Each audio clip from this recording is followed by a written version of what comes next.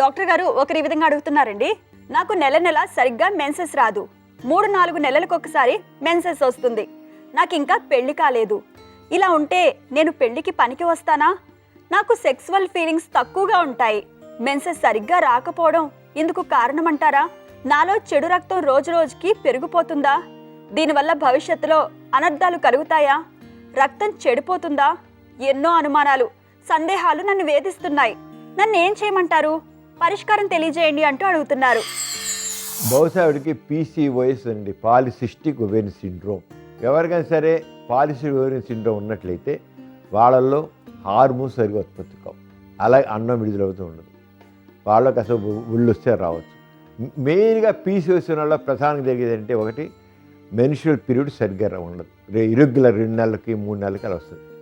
అయినా కొద్దిగైనా అవుతుంది, కొద్ది ఎక్కువైనా అవుతుంది.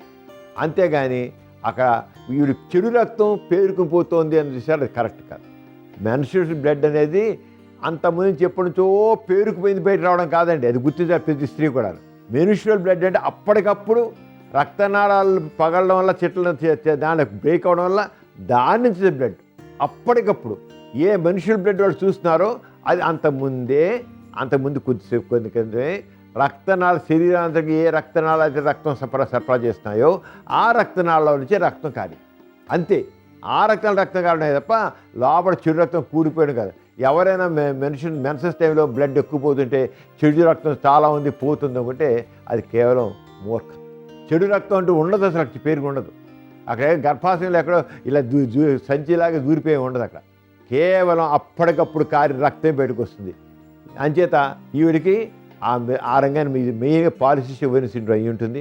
పాలిసిస్టిక్ ఓవేరియన్ సిండ్రోమ్ ఉన్న వాళ్ళలో మెయిన్గా ఉండేది అంటే వాళ్ళలో ఓవ్యులేషన్ ఉండదు, తర్వాత మెన్సెస్ సరిగ్గా రాదు, కాస్త ఒబేసిటీ ఉంటుంది, వాళ్ళు యాండ్రోజన్స్ ఎక్కువ ఉంటాయి, కాస్త ఆ యాండ్రోజన్స్ ఎక్కువ బట్టి కొద్దిగా మొటిమలు ఎక్కువ ఉంటాయి, వస్తే కొద్దిగా నూనె మీసాలు కూడా రావచ్చు ఆడపిల్లకి, నూనె మీసాలు కూడా వస్తాయి కొంతమందికి, ఇవి ఉంటాయి, మొటిమలు కూడా ఎక్కువ వస్తాయి. ఎందుకని యాండ్రోజన్స్ వల్ల.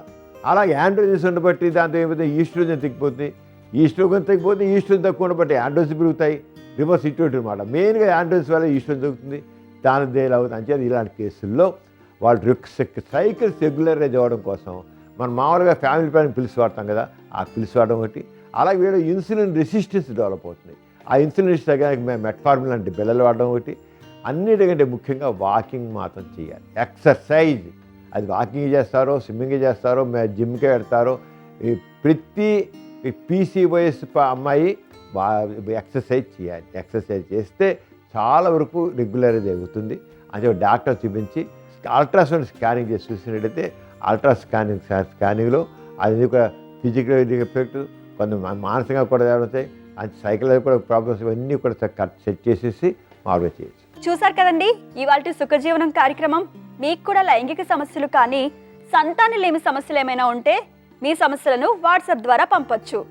8008532087 అనే నెంబర్కి వాట్సాప్ చేయండి.